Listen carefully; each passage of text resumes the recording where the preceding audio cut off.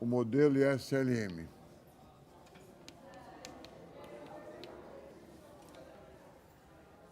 Que é o modelo, é a forma de ler a teoria geral do emprego e da renda proposta por John Hicks.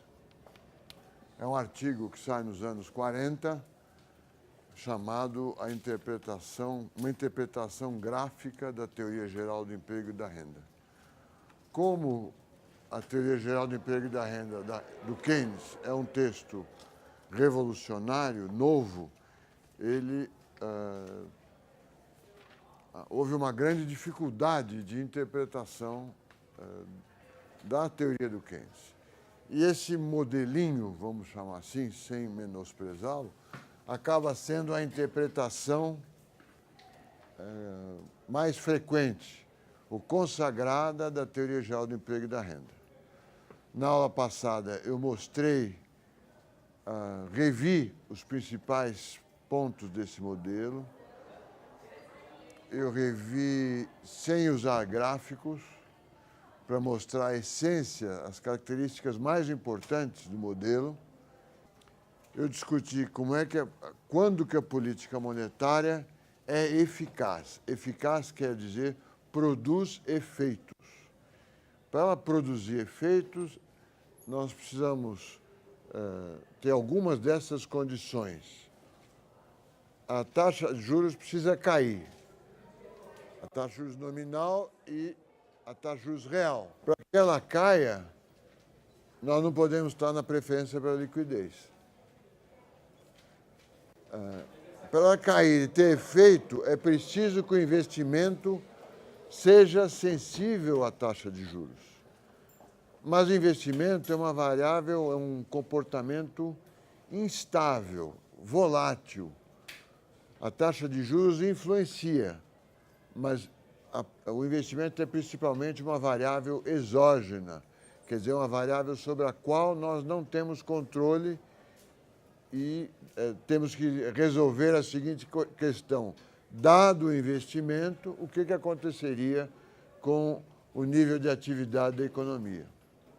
O Keynes usa a expressão que o investimento depende dos animal spirits e da taxa de juros.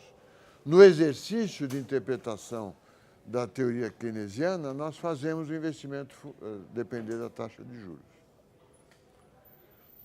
É preciso também que o modelo, que a economia tenha uma taxa de câmbio flutuante. Ou nós esquecemos o lado externo, ou que a taxa de câmbio seja flutuante.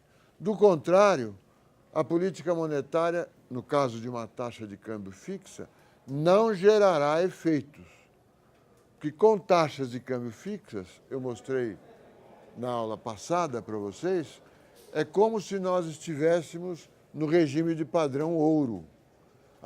Se houver mobilidade de capital entre o país considerado e outros países do mundo, a taxa de juros é dada pela taxa de juros internacional. Uma tentativa do governo de reduzir a taxa de juros não terá efeito. Ela voltará ao nível original. O único efeito será que, durante o período em que ela está abaixo do nível original, o país perde reservas e, perdendo reservas, ele contrai a base monetária que o governo havia tentado expandir. Então, para afetar a demanda agregada, é preciso que nós não estejamos na preferência pela liquidez, na armadilha da liquidez.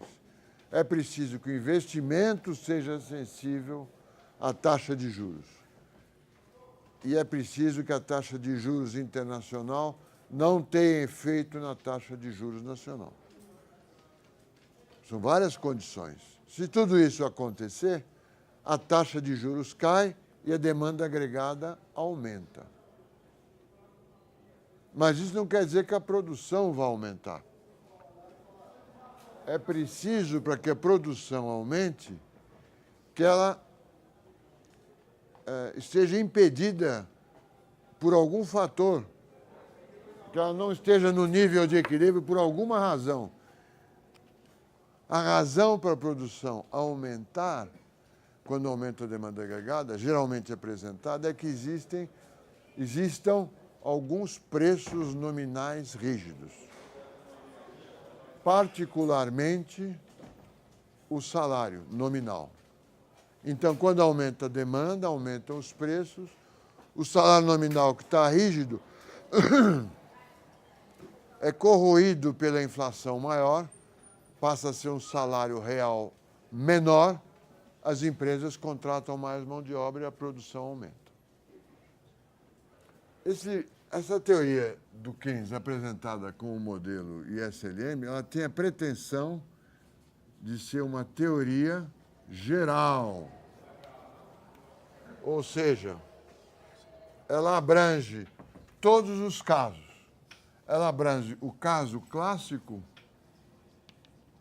como um caso particular. Como a física ela está procurando uma teoria geral, o Keynes pretende que a sua teoria seja uma teoria geral. E na aula de hoje, nós vamos ver algumas controvérsias iniciais e algumas diferenças as diferenças mais importantes entre o modelo keynesiano e o modelo clássico. Em primeiro lugar, as diferenças entre clássicos e keynesianos e os resultados clássicos que podem ser objetivos, que podem ser obtidos no modelo keynesiano. Ainda faz parte da nossa revisão. Esse aqui eu vou chamar de 2 e esse aqui 3. As diferenças entre clássicos e keynesianos, as diferenças fundamentais. A taxa de juros é um fenômeno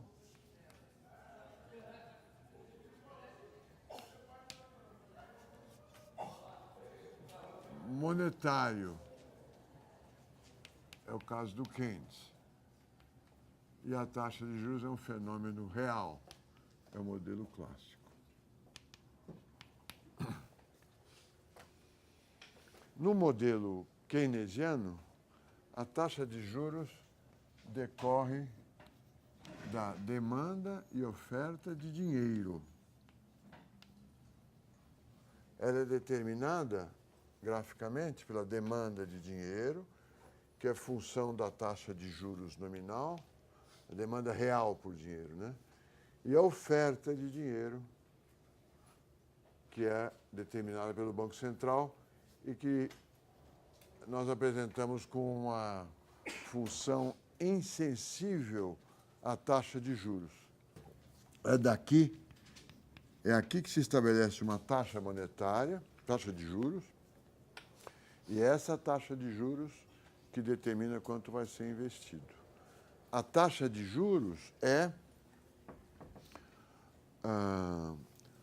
o custo de oportunidade de manter dinheiro em caixa e não investi-lo. Certo?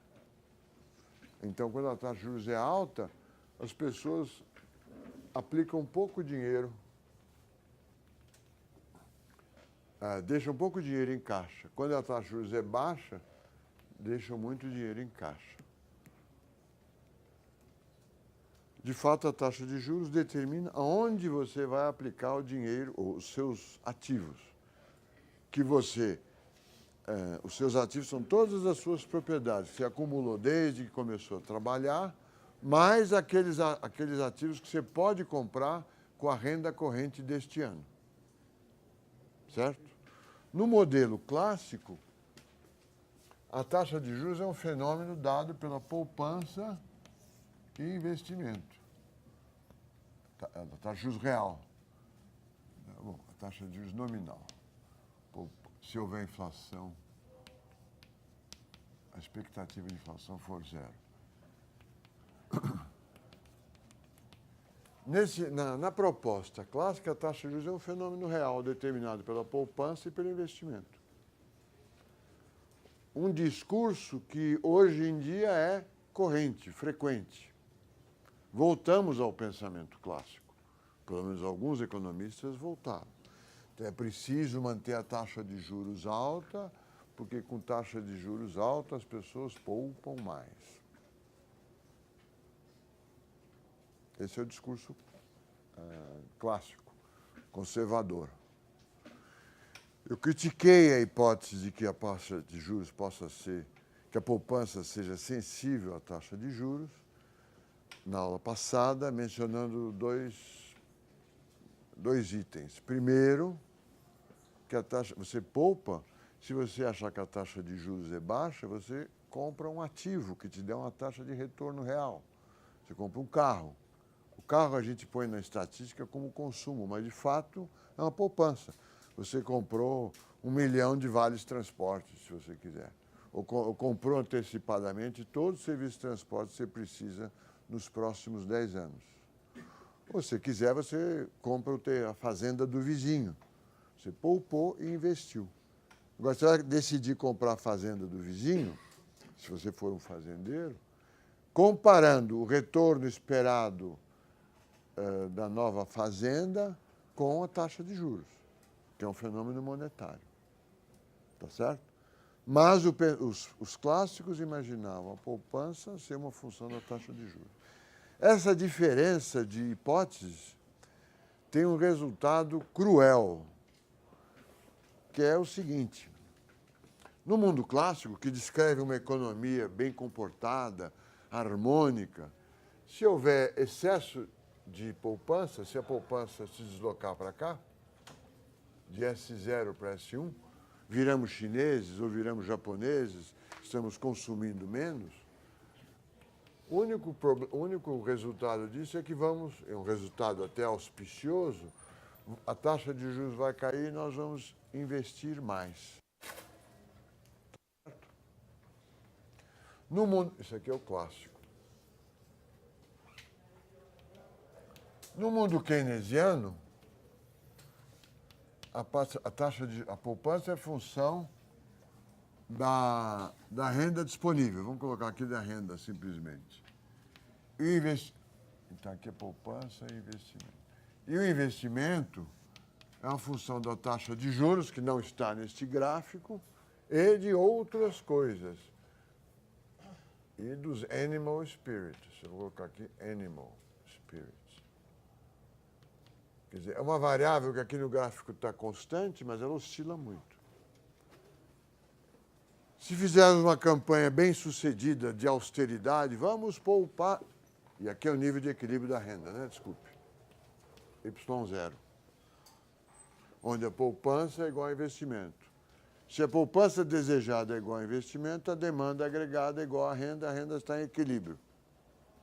Agora, suponha que,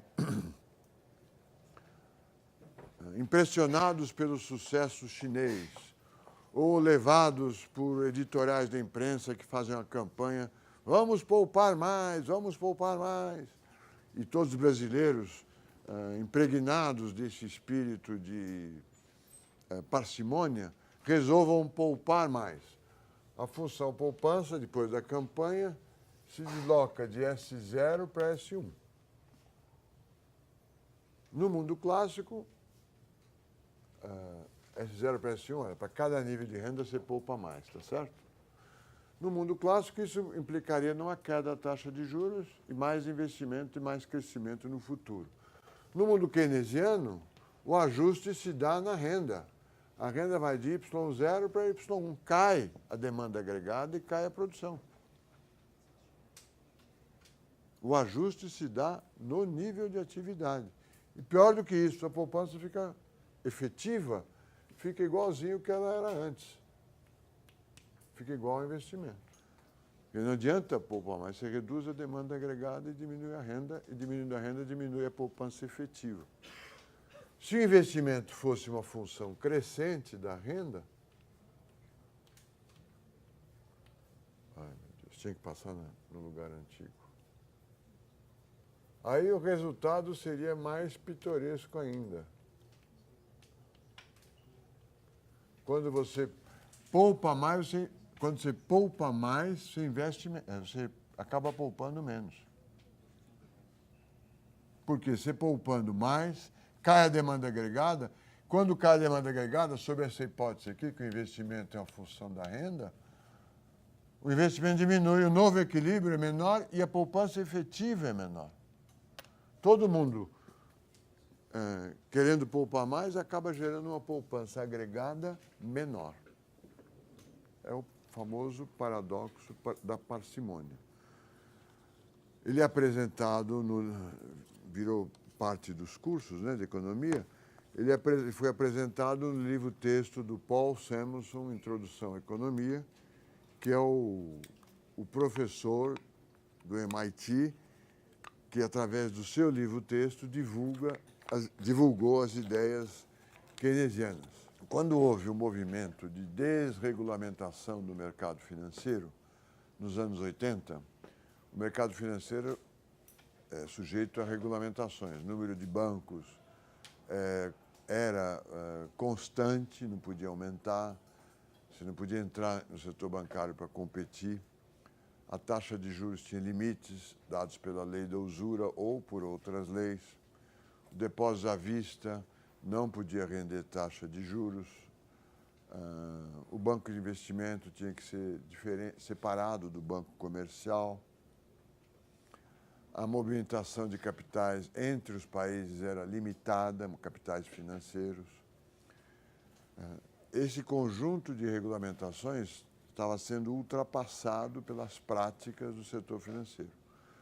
O setor bancário e o setor financeiro ganham com a desobediência legal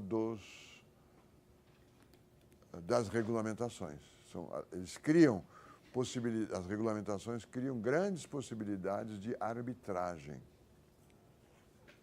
Ou seja, você comprar uma coisa aqui barata e vender cara lá.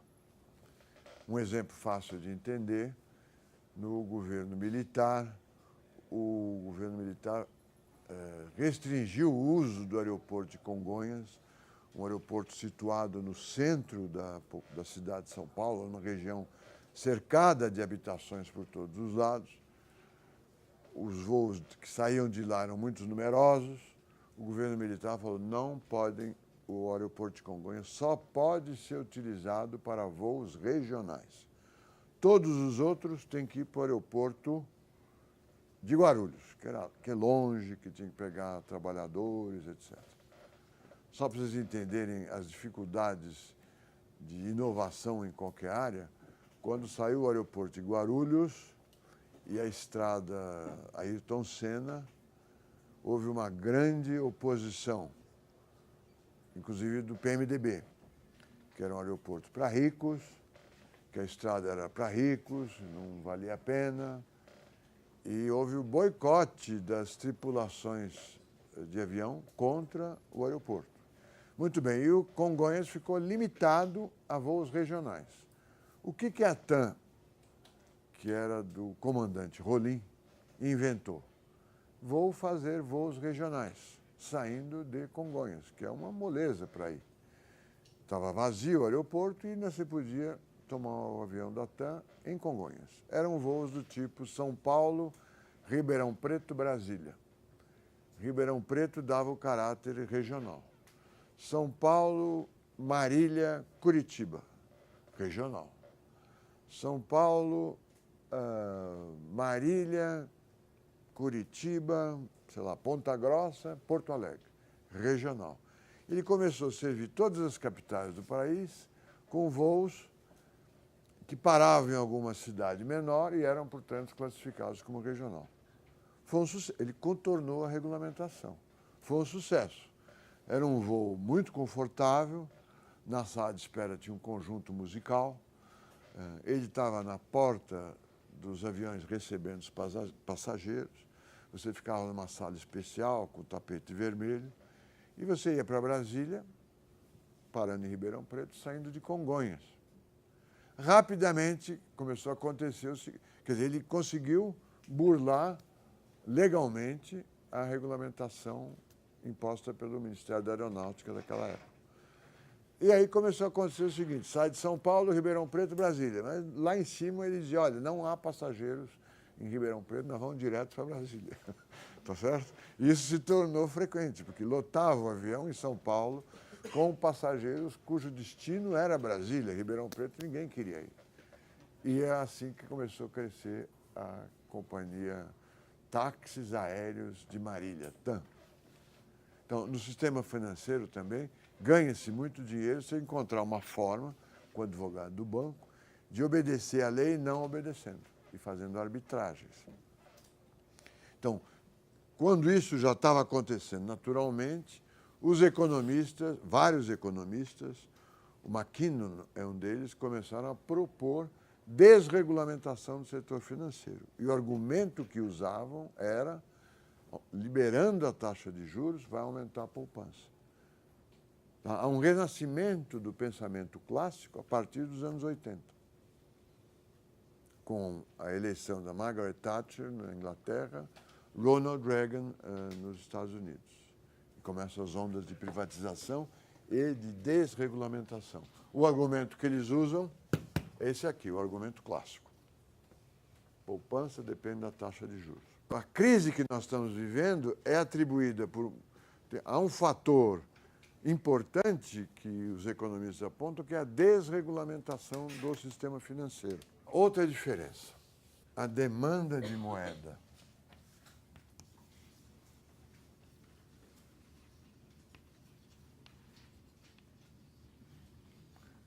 Dos clássicos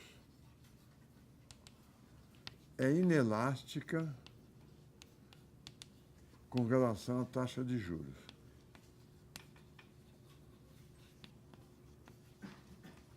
Ou seja, ela não responde, ela não varia dependendo da taxa de juros. M é igual a uma proporção fixa da renda nominal. A quantidade demandada de dinheiro é uma proporção fixa da renda nominal. É da renda nominal e não da renda real. Porque hoje eu demando, com o produto brasileiro estimado em 4 trilhões de reais, eu demando, digamos, a economia demanda 500 bilhões de reais com meio de pagamento. Na época de Dom Pedro II, além da economia ser menor, os preços eram mais baixos. Então, eu demando, vamos dizer que a renda fosse, o produto fosse de $1 bilhão no máximo, a demanda de moeda seria 140 bilhões de reais. Mesmo que se o produto não crescer e os preços crescerem, a demanda de moeda será maior. Ela é função da renda nominal. Qual o argumento dos clássicos?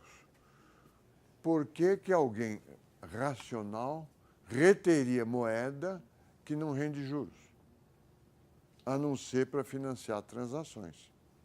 Não é? Por que eu vou guardar dinheiro no bolso? Só para financiar as despesas pequenas, o pequeno caixa, o sanduíche, o ônibus, a gorjeta para o tomador de conta do carro. Só para isso. Eu retenho o mínimo possível.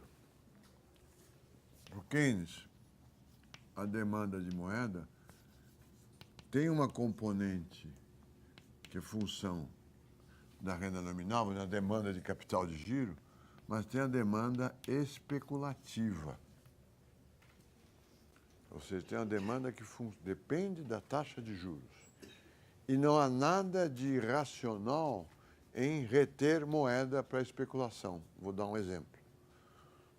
Suponha que eu ganhe R$100 por mês. Essa aqui é minha renda. e que eu guarde todos os meses, eu não consuma Y menos C, S, R$ 20 por mês. Eu sei que eu não vou precisar todos os meses de 20. Para os clássicos, eu deveria investir esses 20 imediatamente e não guardar como dinheiro.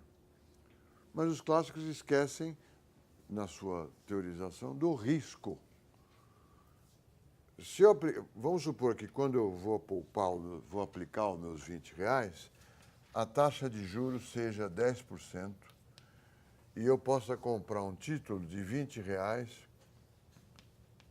que gera R$ 2 tem rendimento de R$ 2 por ano.